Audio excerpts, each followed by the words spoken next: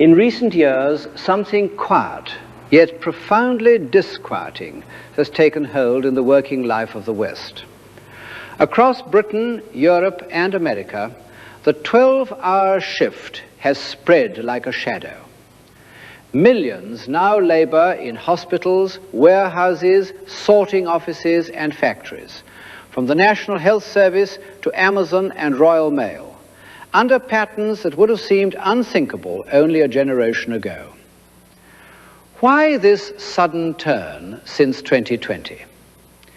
The official answer is smooth and familiar. First, we are told, came COVID.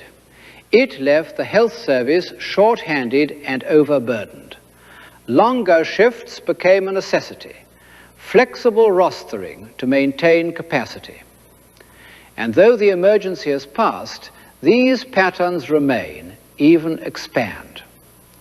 The pressure, they say, comes from a rapidly growing population.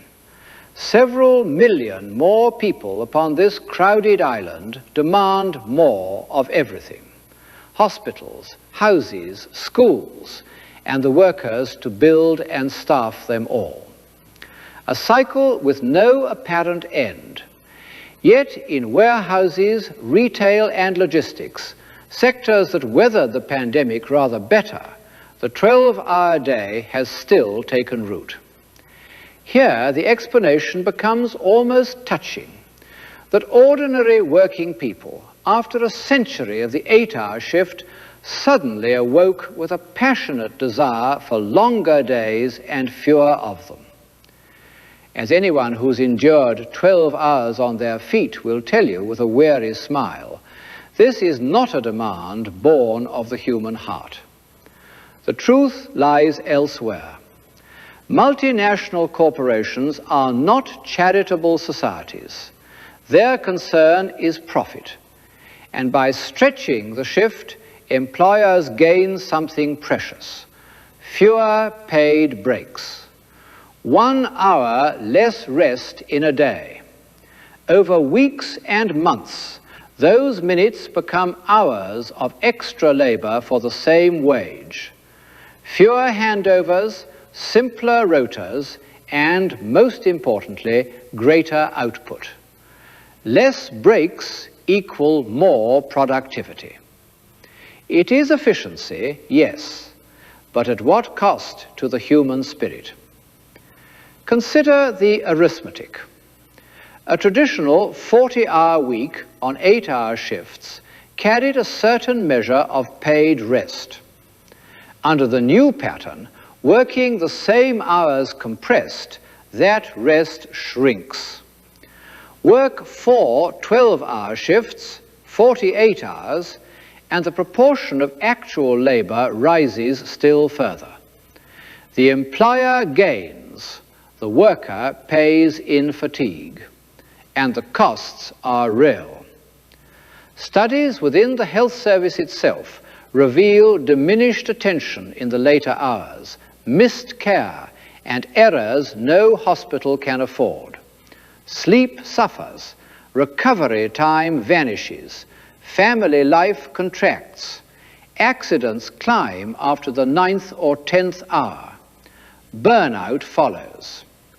The young feel it as a brutal shock. The older and less robust feel it in their very bones. A recent government report acknowledged fatigue and safety risks, yet offered little more than gentle guidelines. One senses reluctance to draw firm lines. Meanwhile, working conditions that protected ordinary people for over a century have been set aside with surprising speed. The mainstream conversation has remained largely silent. Who truly benefits? Employers gain productivity. Many of the new hands filling these roles come from cultures where such long hours are commonplace. The indigenous worker, on the whole, does not. Civilization is not built upon marginal gains in efficiency alone. It rests upon the humane balance between labor and life. upon work that does not crush the spirit and rest that truly restores.